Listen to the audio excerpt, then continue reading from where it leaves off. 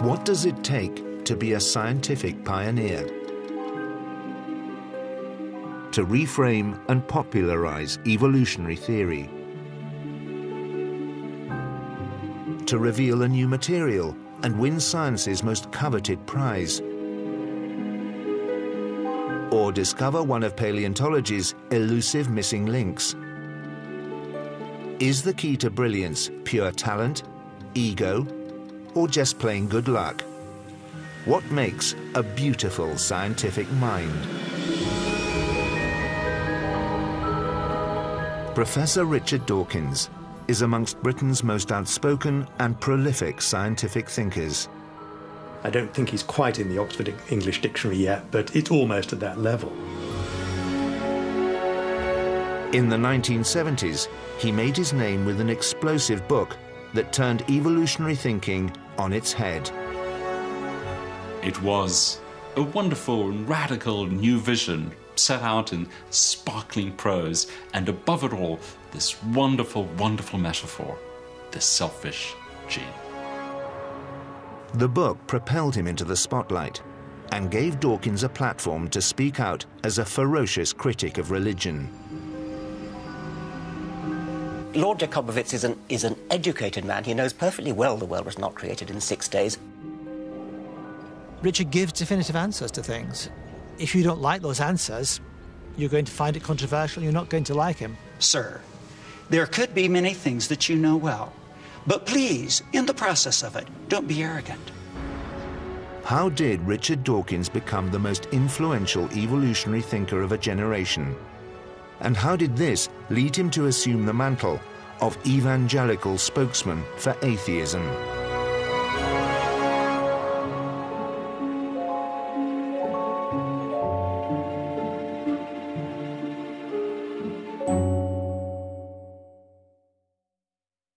Ladies and gentlemen, please welcome Professor Richard Dawkins. Richard Dawkins' public career spans 4 decades.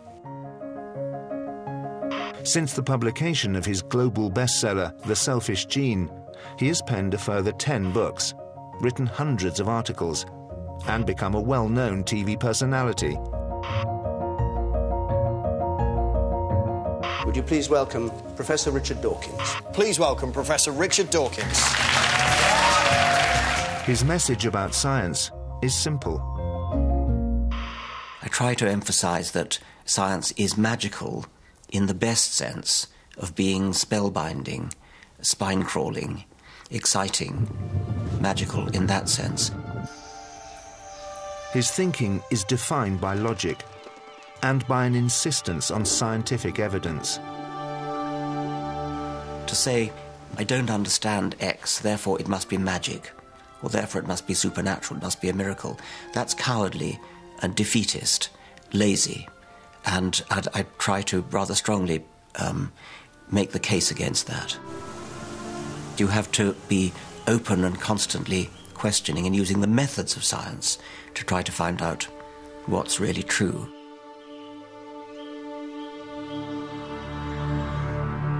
A zoologist by training, Richard Dawkins has spent a lifetime questioning the mechanisms of the natural world.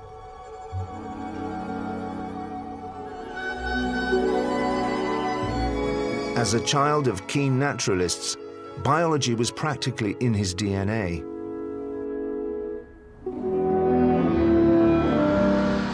I grew up in what was then Nyasaland, now Malawi, until I was 7. Both my parents loved flowers when my sister and I were young, and when we went on walks, they would constantly be telling us the names of all the wildflowers, my father in Latin, my mother in English.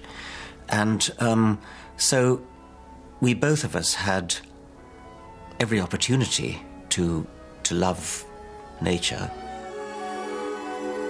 Perhaps surprisingly, Richard did not share his family's passion for animals and plants.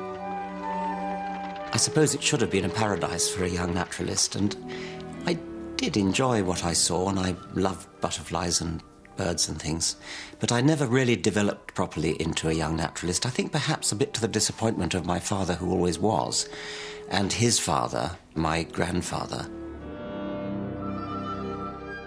I remember on a visit to England, which we occasionally did, my grandfather looked out of the window and asked me whether I could identify a bird that was on the bird table. I hadn't the faintest idea.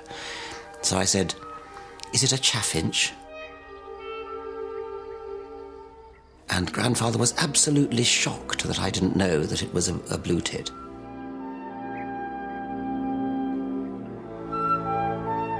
Instead, Richard showed signs of being a different kind of thinker, one who was more interested in ideas than in outdoor life.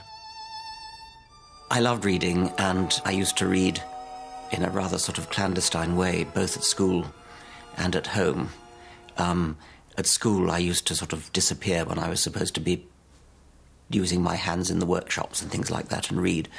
And at home, I used to sort of sneak up to my bedroom and read when I was really supposed to be out in the big outdoors.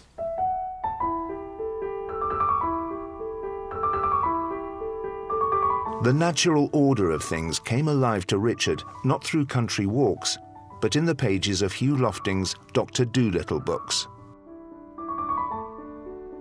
Dr. Dolittle is rather like Charles Darwin on the Beagle.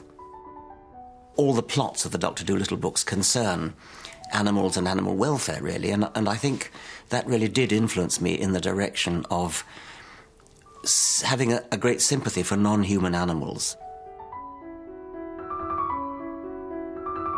When I learned about evolution, I became even more aware of the continuity, as Darwin very much was, the continuity between humans and other animals. And we are African apes, and we're rather a recent offshoot from other African apes. And so the sort of great moral and political barrier that we tend to erect around Homo sapiens, as an evolutionist I can see is not logical. And as a child, I was kind of schooled into by Dr. Dolittle.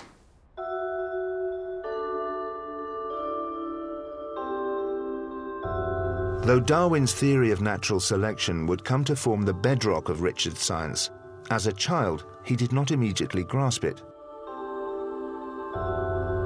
I'm not sure that I really got it, actually. I think I sort of misunderstood it. I didn't really think it was up to the job of explaining all of life.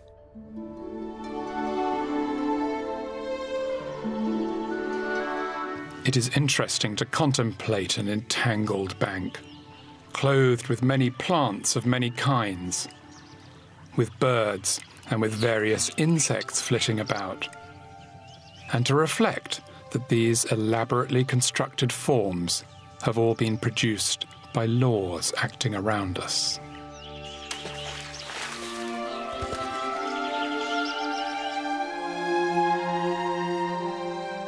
To Richard, natural selection appeared to be inadequate because Darwin's idea was so simple. Darwin's original argument was that species produce more offspring than can survive to adulthood. And among those offspring, it's not random who survives, but larger ones survive, or ones who are somehow better fitted to survive and to reproduce do. As the fitter individuals reproduce, their characteristics are transmitted to their young, whilst the less fit individuals perish or leave behind fewer offspring. As those forces work through down the generations, those that have the characteristics that better enable them to survive will do so and will be more represented in the generations.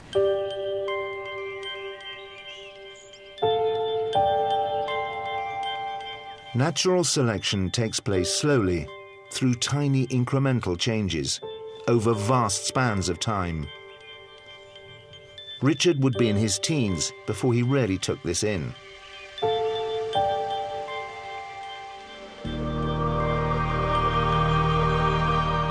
It was probably my father who explained it to me so that I first got it, and then fairly gradually became aware that Darwinian natural selection really was not just big enough, but hugely big enough. I mean, it was a really gigantically good idea.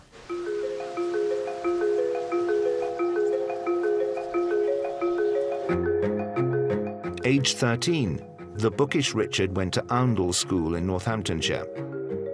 Here he met Mr. Thomas, a teacher who would shape his approach to scientific thinking. He was an inspired teacher. He clearly was inspired by the living world, and he spoke with great passion and poetry, really, of what a marvellous subject biology is and how much it would encompass. Ewan Thomas taught his class to rigorously question scientific ideas. But Richard did not yet stand out amongst his classmates.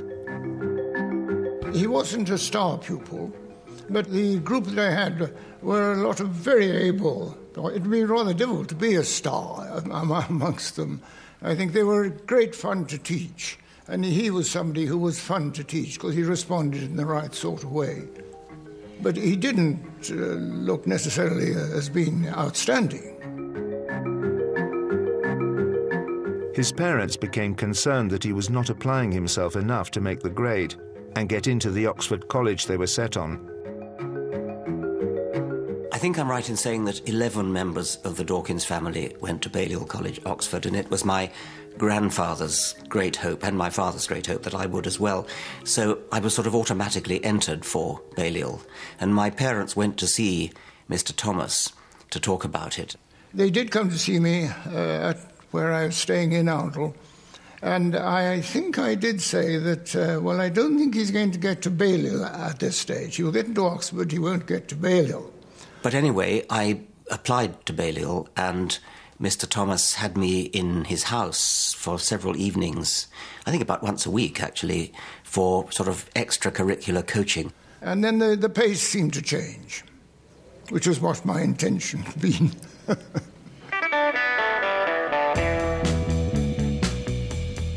Spurred on by Mr. Thomas's hothousing, Richard rose to the challenge, and in 1959 he made it to Balliol College, where he would study zoology.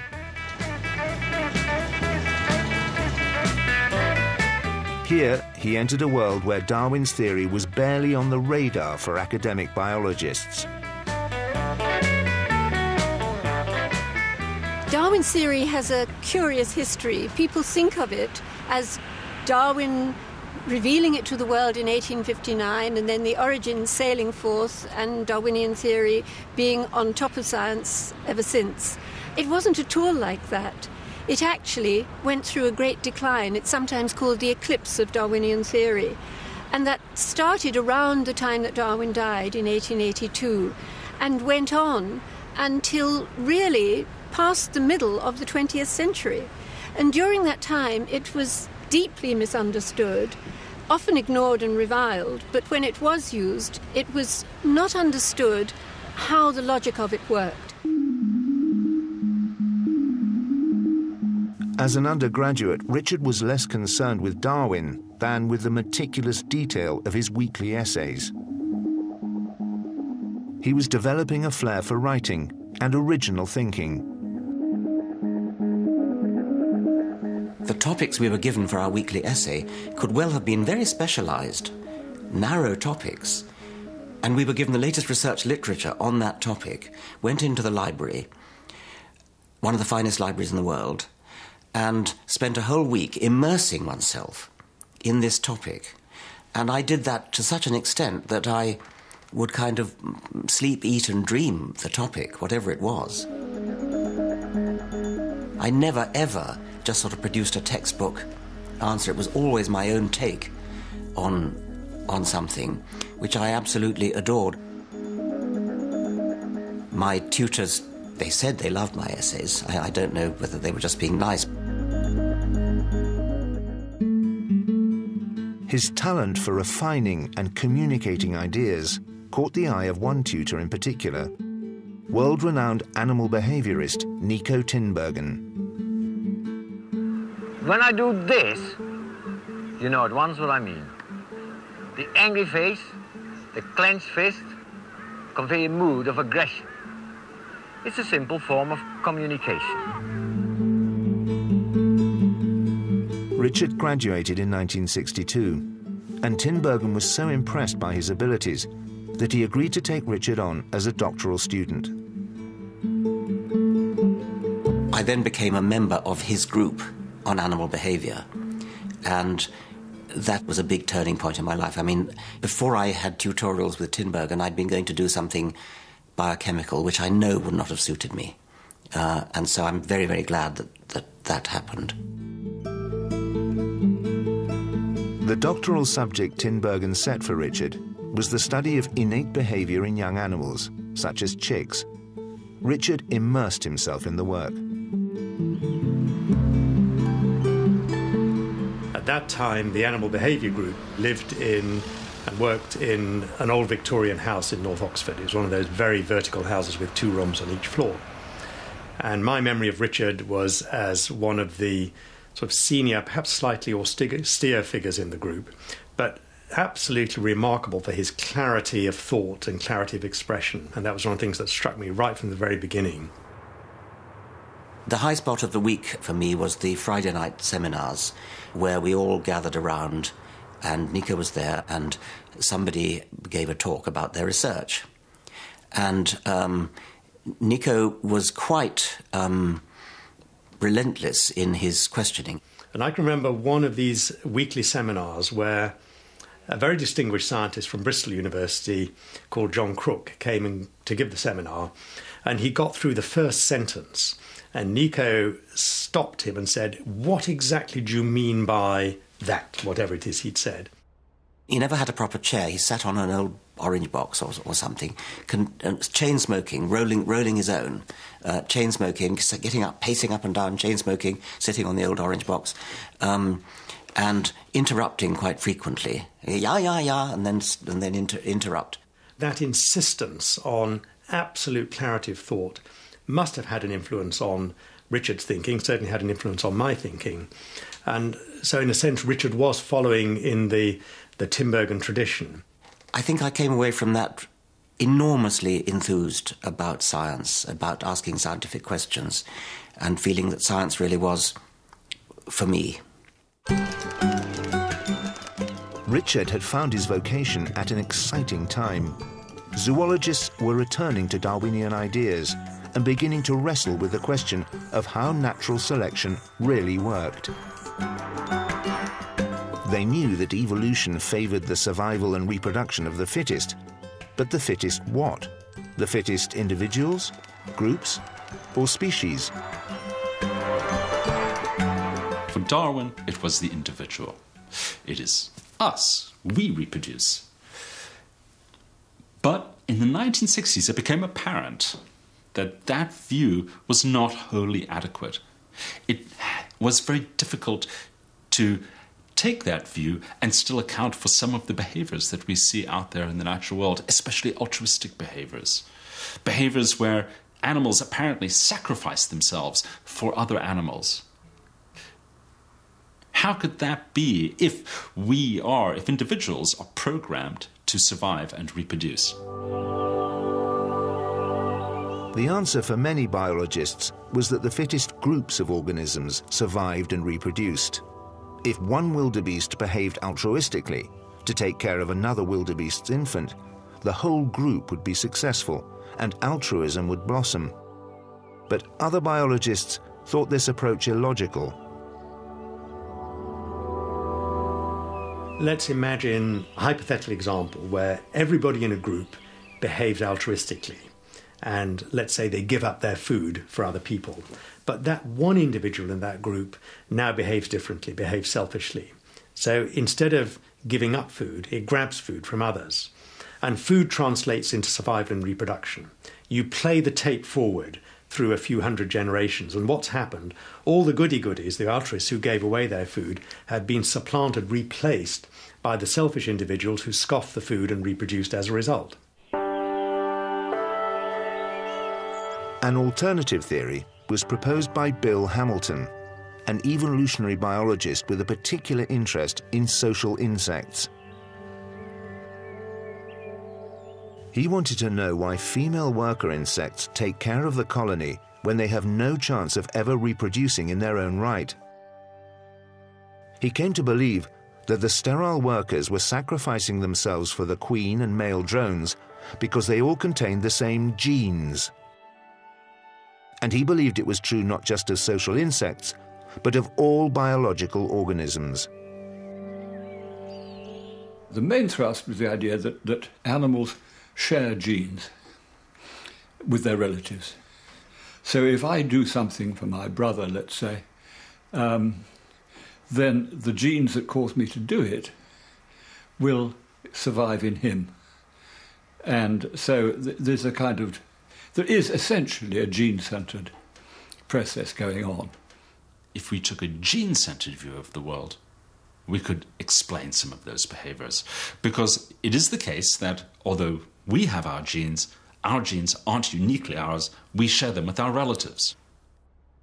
What Bill Hamilton did in 1964 was to realise that what matters is not just reproduction, not just producing children, but assisting the survival of your own genes. Any gene that assists the survival of itself by working through sisters and brothers and nephews and nieces and so on, such a gene would propagate itself. Though Bill Hamilton published his work in the mid-60s, it attracted little attention. It was, I think, one of the most difficult papers to follow that has ever been written. So, although the paper was there, it wasn't having much impact. But Richard, now lecturing for Tinbergen at Oxford, had found his way through Hamilton's complex mathematics, and he brought the ideas into his 1966 course notes. I was immensely enthusiastic about it and brought it into my lectures. The 66 lectures were a eureka moment for me. I had this sort of semi-poetic vision of immortal genes manipulating mortal bodies, survival machines, as I called them, and throwing them away and then marching on down the generations. It's true. It's what happens. The thing about genes is that they're potentially immortal because they're copied and copied and copied and copied identically down through countless generations, and the bodies are thrown away. These were ideas Richard would later immortalize in The Selfish Gene. But for now, an emerging technology kept him from getting down to writing. He was still studying behavior in chicks and was swamped in statistics. What Richard needed was a way to process the data. He was one of the very early people into the use of computers. In those days, there was just one computer in Oxford, and you had to submit your job on punched paper tape, and then you came back the next day or maybe 2 days later and got the results, and you found a stupid mistake which you corrected, put back the paper tape, and came back with another stupid mistake, and so on. So it was a very laborious business. I learned how to program and became utterly intrigued by it. Richard was then in charge of a deep animal behaviour group computer, which was about the size of a room and had about the calculating power of a mobile phone, or less than a mobile phone, in fact. But Richard was one of the very early adopters. I remember once I dreamed that I was a computer just chugging my way through, repeating and repeating and repeating and repeating, a sort of horrible nightmare of a night. And I got up very early at dawn. But anyway, the fascination of computers stayed with me. So I can remember Richard trying to teach all of us in the animal behaviour group how to write computer programs in machine code, a string of zeros and ones. So he was a real pioneer in that field, and it reflects his logical mind and I think his interest in how things work. I think the correct word would be addicted to computer programming, and the addiction became much worse when computers, following Moore's law, became smaller and faster and cheaper, and so one could have access to one's own. And then I really did become addicted and had to more or less positively cure myself of it.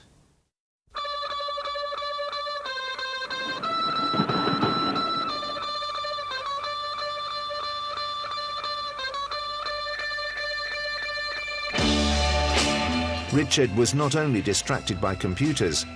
In the late 60s, he took a lecturing post at the University of California in Berkeley.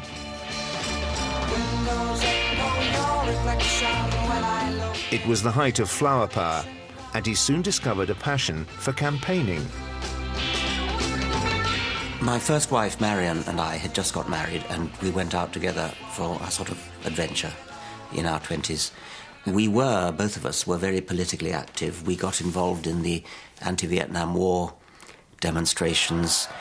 We got involved in the campaigning for the Democratic candidacy for the presidency. And so our old car was simply covered with electioneering posters and things. We went to demonstrations and political meetings and things, both in Berkeley and in San Francisco. And I lectured on animal behaviour, and I suppose it's really a time of youth which sort of haunts one's dreams for some time afterwards. But after 2 short years, Nico Tinbergen managed to lure Richard away from California, back to a research position at Oxford.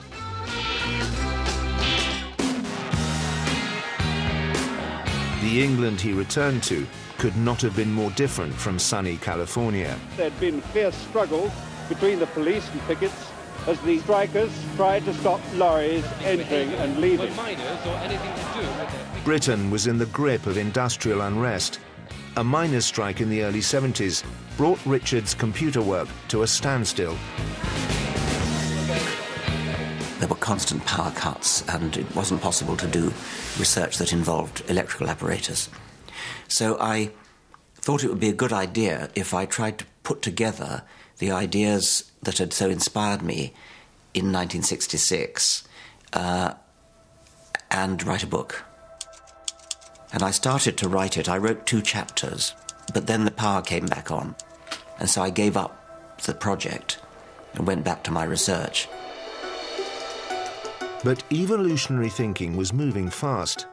Like Bill Hamilton, who had inspired Richard in the 60s, other academics such as John Maynard Smith and Bob Trivers were also publishing papers about altruism and genes. Reading their work spurred Richard into action. It was the advent of the Trivers papers and the Maynard Smith papers in 1971, 72, 73 and 74 which goaded me into finally getting back to taking out my first 2 chapters out of the drawer and getting down to it properly. I think I felt, yes, I think that's right now, it's coming back to me. I think those extra papers, I really felt, gosh, this has got to be, I've got to get back to that book. This is so exciting. There's so much to add. So I wrote it in quite a frenzy of energy.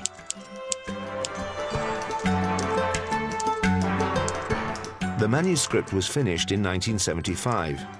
Now, it needed a title. I remember Richard ran a little competition amongst us, his friends and colleagues, for the title of the book. And my submission was Immortal Coils, which I think he used as one of the chapter headings, but he stuck with his own idea as the title of the book. The title Richard chose was The Selfish Gene. I called the book The Selfish Gene because if anything is a selfish entity maximising its own survival, it is the gene. You don't want to talk about the selfish organism and the selfish individual because most of the time, not most of the time, a good bit of the time, organisms are being altruistic. They're driven to be altruistic by the selfish genes. It was this now iconic title that appealed to publisher Michael Rogers at Oxford University Press. So Michael asked if he could see what I was working on, and I gave him some chapters.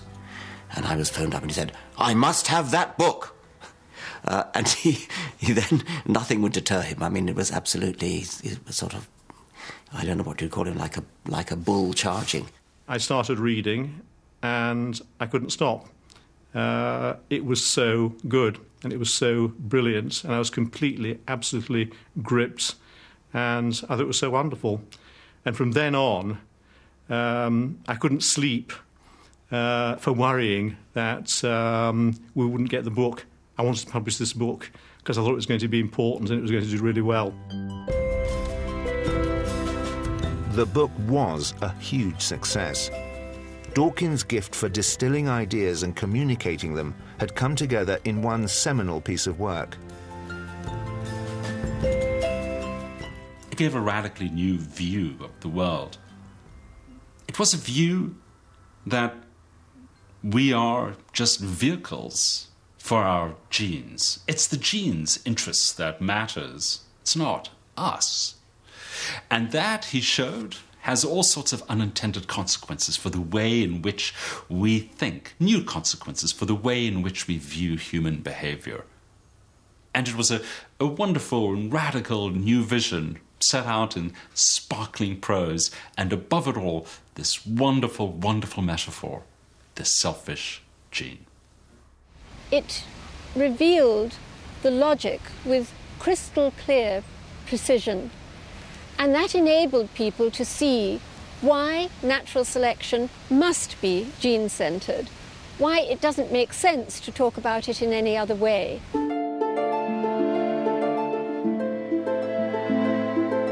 Richard was, in a way, taking ideas that existed, but making us look at them in a different way, viewing them through a different window, through the window of the selfish gene. It was just the beauty of the way he expressed the ideas was absolutely riveting and, I thought, overwhelming for me, captivating, as somebody who knew a lot about the ideas but hadn't really seen them expressed in exactly that way before. It's stunningly right, it's stunningly clear, it is the most extraordinary book.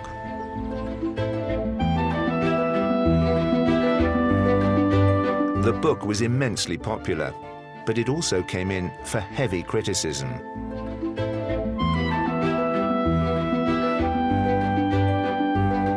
Some biologists argued that the selfish gene was wrong because genes do not code for any specific characteristics of an organism.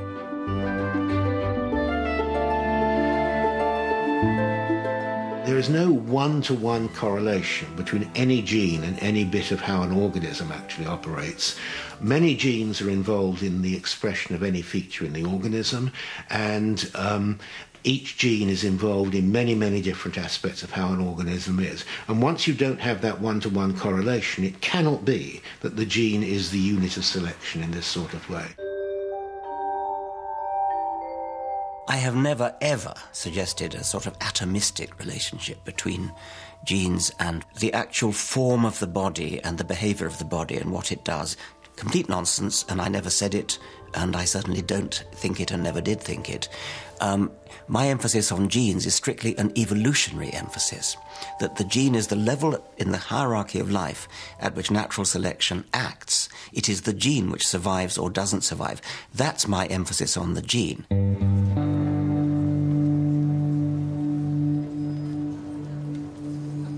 But the debate around the selfish gene goes beyond the argument about what genes specifically code for.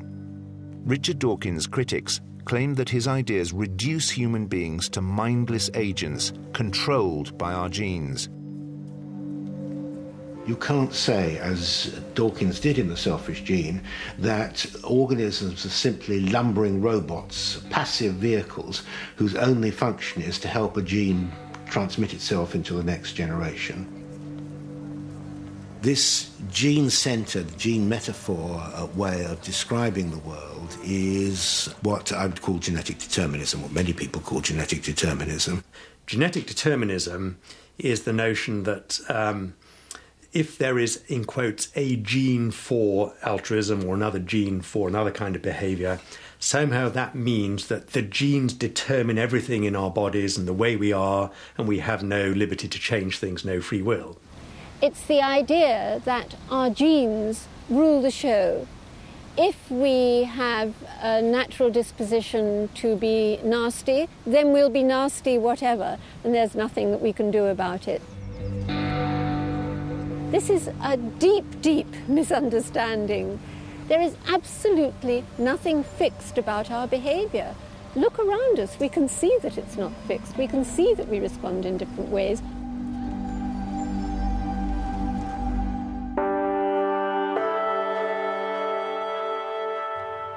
genetics and Darwinism had always had a dark side. Natural selection had long appealed to those who wanted to use it as a justification for weeding out the less fit members of society. Not all mental deficiency is hereditary, but heredity accounts for more of the mild, feeble-minded types, such as you see in this group of men exercising in the grounds of the institution. If carefully trained, they can be taught simple routine tasks. But it would have been better by far for them and for the rest of the community if they had never been born. If we want to maintain the race at a high level, physically and mentally, everybody sound in body and mind should marry and have enough children to perpetuate their stock and carry on the race. Post-World War II, eugenics had fallen from favour. But in the 70s, extremist groups like the National Front perpetuated the notion of racial purity. They seized on the selfish gene as an intellectual defence of their ideas.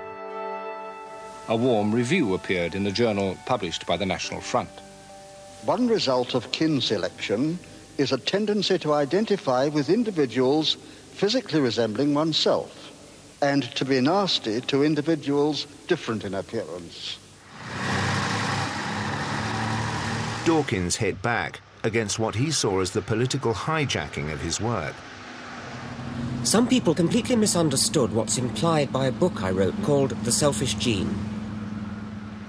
On the right, we had various writers from the National Front and French equivalents who saw the idea of the selfish gene as chiming in very much with their own rather nasty political philosophy. On the left, on the other hand, I remember being blamed in a magazine article by one influential left-wing writer, almost personally blamed for the election of Mrs. Thatcher in the last general election.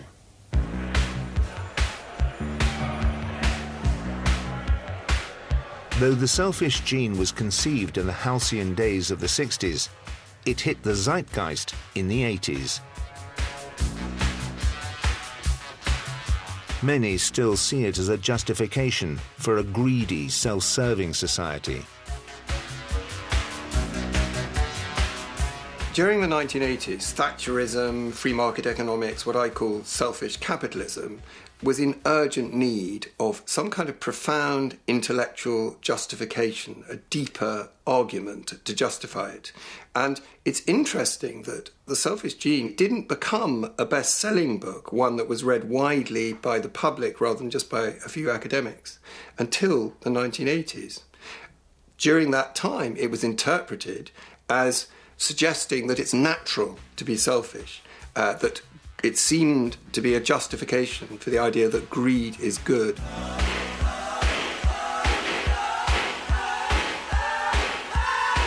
When Margaret Thatcher famously said there's no such thing as society, they're only individuals and families, she was, if you like, endorsing the claim of the gene myth, that what matters is not the social organisation in which we're embedded. What matters is actually only the individuals, their genes and their genetic relationships. People have used it and taken it as a philosophical justification for extreme right-wing politics. What is your answer to that?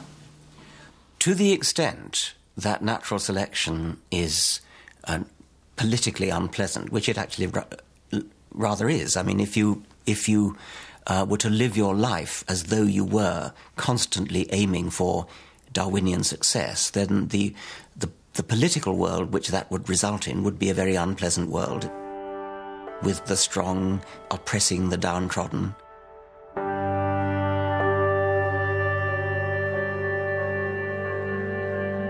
We can emancipate ourselves politically by saying, I want to live in a kind of society which is very far from Darwinian natural selection. I'm a passionate Darwinian who believes that it's Darwinian natural selection that's given us our bodies and our brains. But I also believe that our brains have become big enough that we can rebel against that.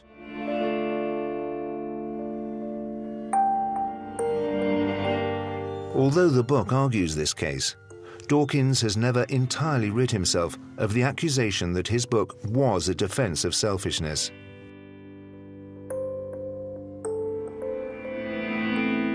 It is a lesson that sometimes people will read a book by title only and omit to read the rather large footnote, which is the book itself. The book could have been called something like The Selfish Gene and the Altruistic Individual, or even just The Altruistic Individual. That would have been a bit long. Do you think if you'd have called it something else, we'd still be talking about it 35 years later? I like to think that the book itself has certain merits which might have caused it to be being talked about.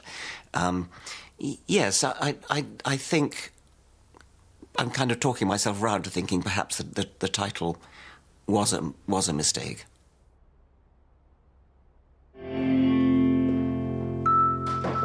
But for Richard Dawkins, the disputes around the selfish gene are also a lesson in the importance of scientific freedom. You cannot govern science by saying if it's suggesting something to you that's politically or morally or emotionally unpleasant, therefore it mustn't be allowed to be true. The great John Maynard Smith once satirized a left-wing scientist who was objecting to some scientific principle on grounds that it was unpleasant, more or less just that, politically unpleasant. And John Maynard Smith said, what should we have done? Falsify the equations? Of course you can't do that. Of course you can't subvert your science by just twisting it to be politically acceptable. You have to report the science the way it is. But then you can say, and let's not run our politics like that. Richard Dawkins followed up the success and controversy of The Selfish Gene with The Extended Phenotype, an academic book, which explained gene-centered natural selection in more detail. But it was his next book, The Blind Watchmaker, which would set the stage for his role as a defender of science against the claims of creationists. The Blind Watchmaker was a book about the argument from design and what's wrong with it. And it seemed to me a very natural place to go. The Selfish Gene had already dealt with the topics of the Selfish Gene. There was nothing more I wanted to say about that. And so the next obvious thing was the widespread skepticism about evolution. Creationists believe that the complexity of nature can only be explained by the work of a creator. The concept is called intelligent design, and in the 80s, the creationist movement was gathering support. For over 100 years, science has told us that human beings are a chance product of a mindless process, evolution. But as the human future gets bleaker, so more and more people are turning from the cold analysis of science to the apparent certainties of religion. I'm no kin to the monkey, no, no, no. The monkey's no kin to me. I don't know much about his ancestors, but mine didn't swing from a tree. It seems so unbelievable, and yet they're saying it's true. A new battle for the literal truth of Genesis is being fought out on the campuses of American high schools. It's an attack on what's being taught in science classes. Kelly Seagraves is a fundamentalist Christian with 3 children at school. Earlier this year, he took his battle with the school authorities into the law courts. We believe in the home and in our church that God created man as man. Now, I send my son to school and I tell him that, you're going to get an education here and I want you to listen to the teacher. Then I find that the teacher's teaching things in opposition to our faith. In the book and the TV version of The Blind Watchmaker, Richard Dawkins led the charge against what he sees as the false scientific claims of creationism, like the idea that men and dinosaurs walked the earth together. These two have been interpreted as a man's 2 feet standing together. This one is a very large foot with the big toe there and the other toes going around here and here. Although why Cretaceous man should have stood with his legs like that requires a little bit of explaining. These are the kinds of slight, unimpressive resemblances that can be produced by chance alone, by the random forces of physics alone. But there are things in the world, living organisms, you and me, that are so complicated they are vastly too improbable to have been brought about by chance alone. Dawkins became a tireless promoter of evolution, arguing the case that only natural selection could produce such complexity. This is a flatfish, a halibut. Its ancestors once swam normally in the water like a normal fish does, like that. But the ancestors of the halibut settled down on the bottom of the sea, one side down. But when it did that, the ancestor found that one of its eyes was looking straight into the sand. Only the other one was looking up. And so gradually in evolution, the other eye, the one that was looking into the sand, migrated round the side of the head and came up to the top. Now, anybody who was going to design a flatfish wouldn't do it that way. For Dawkins, this kind of adaptation is key evidence for evolution. And an insistence upon evidence defines his thinking. In a 2003 book of essays, Dawkins even published a letter he had written to his daughter Juliet, stressing the value of critical thinking. Next time somebody tells you something that sounds important, think to yourself, is this the kind of thing that people probably know because of evidence? Or is it the kind of thing that people only believe because of tradition, authority, or revelation? And next time somebody tells you that something is true, why not say to them, what kind of evidence is there for that? And if they can't give you a good answer, I hope you'll think very carefully before you believe a word they say. I was trying to tell her how to think about certain things, not what to think, but how to think. And I was trying to encourage her always to demand evidence. So we know something only when there's evidence for it. And I was particularly trying to warn her, trying to guard her against various wrong ways of thinking that you know something, such as tradition. You should never say, our people have always believed X, so you should believe X. Authority. You should never say, Professor so-and-so believes X, therefore you should believe X. Or your priest believes X, so you should believe X. Or revelation. I have this inner conviction that X is true, therefore you should believe X. No, the only reason you should believe X is that there's evidence for X. It is ultimately this passionate belief in the importance of evidence which has fueled Richard Dawkins' most controversial role as an outspoken advocate of atheism. In 2006, he published The God Delusion, a polemic against religion. It became his fastest-selling book and pitted him head-to-head with the religious establishment. Richard's really had two careers. His career as a very successful writer on evolutionary biology. I mean, the most influential figure of his generation, I would say, in broader public terms, and one of the most influential in the scientific community.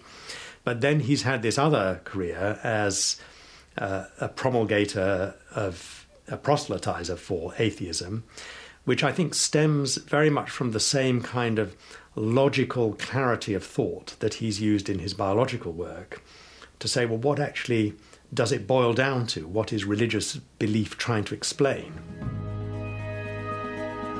Dawkins sees this militant opposition to religion as a natural progression from his scientific roots. Right from certainly before the time I wrote The Selfish Gene, I have been every bit as militant an atheist as I ever became. And the perception of The God Delusion as a militant book is really because it is a book that's all about religion. And my other books only touched on religion peripherally. But if you look at The Selfish Gene, you'll find phrases which are just as militant as anything you'll find in The God Delusion. It's just that that wasn't a book about religion, whereas The God Delusion is. Richard Dawkins has campaigned tirelessly to promote science over religion. Religion is part of a complex of supernatural beliefs that are founded on lack of evidence, and astrology, homeopathy, all sorts of things like that. And it could be said that some of these are harmless. I don't think it's harmless. There is something insidious about training children to believe things for which there's no evidence. And so an uncritical, kind of too open-minded, so open-minded your brains fall out attitude is a great pity, because it means you miss such a lot. And merely to say that religion is harmless isn't good enough. And he has taken every opportunity to publicly attack religion in the strongest terms. The God of the Old Testament has got to be the most unpleasant character in all fiction. Lord Jacobowitz is an educated man. He knows perfectly well the world was not created in 6 days. There is nothing special about the Bible. Yes. Richard gives definitive answers to things. And if you don't like those answers, you're going to find it controversial, you're not going to like him. I'm rather less interested in what people think than in what's true. The human brain is extremely good at making things up. The age of the Earth, 5,000 years, I mean, that is, I'm sorry, Rabbi, that is ridiculous. People find him argumentative because he doesn't suffer fools gladly, and he is rapier-like in his ability to pick up a hole in your argument. And some people find that uncomfortable. I'm looking for God. Well, which God? I mean, why not Jupiter? Why not Zeus? Why not Thor? You're a Taurian, you have great gravitas, you find change anathema. You're Venus ruled, that's why you've got those rather lovely kissy lips. Honour your time. Richard Dawkins, where would you put astrology on the scale of belief? Somewhere among fairies. What if you're wrong? Well, what if I'm wrong? I mean, anybody could be wrong. We could all be wrong about the flying spaghetti monster and the pink unicorn and the flying teapot. What if you're wrong about the great juju at the bottom of the sea? Nobody not brought up in the faith could reach any verdict other than barking mad. Sir, there could be many things that you know well. There are other things that you don't know well. But please, in the process of it, don't be arrogant. Many of Dawkins' critics believe that their own spiritual experiences are proof enough of God's existence, and that Dawkins treats their faith with a lack of respect. I think they should grow thicker skins. I mean, we all have to bear satire on whatever it is, our political views, and if politicians sort of started blubbing every time somebody drew a satirical cartoon of them or something, they'd never get anywhere in politics. There's no reason why religion should be regarded as particularly vulnerable to satire and should be handled with kid gloves any more than politics. But a powerful argument against Dawkins is that he does not appreciate the deeply consoling role religion plays in human life. Science and religion are performing very, very different roles. They're setting themselves very different questions, and they have very, very different ways of answering them. What religion does is generate narrative structures. We're storytelling animals. That's what human beings are. They need stories. And the thing about religions is that they all have lots of stories, and I think those stories are about helping human beings to find meaning and value and purpose, and to come to terms with the seemingly arbitrary nature of human experience.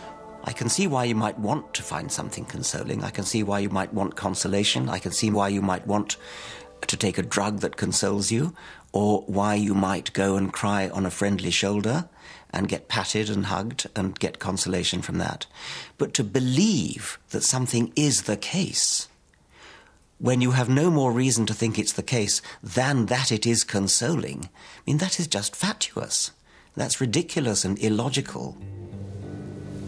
If it's bleak, too bad. I mean, why should it be anything other than bleak? I mean, there's no caring about the universe. Why should there be? Why should the universe care about what happens to us? But we can make our own world. We can make our own purposes, our own warmth, our own affections, our own loves, and we can lead a life that's anything but bleak. We gaze up at the stars on a dark night with no moon and no city lights, and breathless with joy we say the sight is pure magic. In this sense, magical simply means deeply moving, exhilarating, something that gives us goosebumps, something that makes us feel more fully alive. Richard Dawkins' evangelical stance has made him one of the most recognizable faces in science. He has sold 5 million books and regularly packs out venues around the world. But all of this may have come at a cost. Richard has become almost a household phrase. You see it in leaders in the broadsheet newspapers. They refer to Dawkins or Dawkinsization or something like that. So it's almost become, I don't think he's quite in the Oxford English Dictionary yet, but it's almost at that level. Yet Richard himself is actually quite a shy and retiring person in many ways. I suspect he probably finds it quite stressful to be continually on public platforms as he is.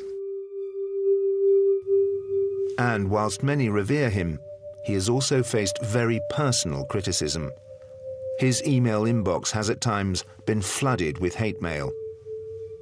People regard any attack on their religion almost as though I'm saying they've got an ugly face or something. It's a personal attack on them. And I think that they feel cornered.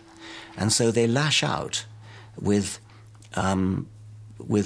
personal attacks, what amount to personal dislike.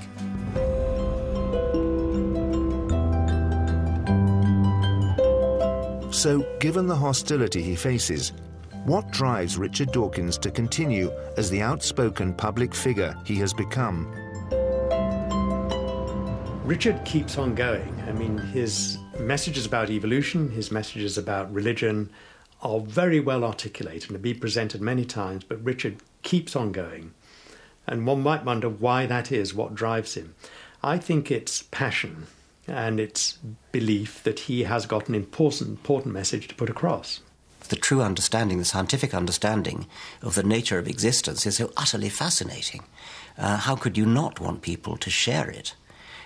Carl Sagan, I think, said, when you're in love, you want to tell the world. And who, on understanding a scientific view of reality, would not, as it were, fall in love and want to tell the world? And at the age of 70, he shows no sign of giving up on his desire to understand the wonders of the universe and communicate them to others. Different people have different ways of responding to the thought that they're very lucky to be alive. For me, it seems to suggest a great responsibility to make the most of it. I mean, extremely lucky to be here. The odds against your being here are far greater than the odds against your winning the lottery. So be thankful and spend your time, your brief time, under the sun, looking around and rejoicing and wondering and being fascinated and trying to understand everything about the universe in which you're so fortunate to be born. It's all too beautiful. It's all too beautiful. Our brand new series, The King and the Playwright, continues here on BBC4 on Monday at 9. And coming up next tonight, another gem from the back catalogues of Parky and his interviews with David Niven. That's where I've been. What did you do there? I got high. What did you feel?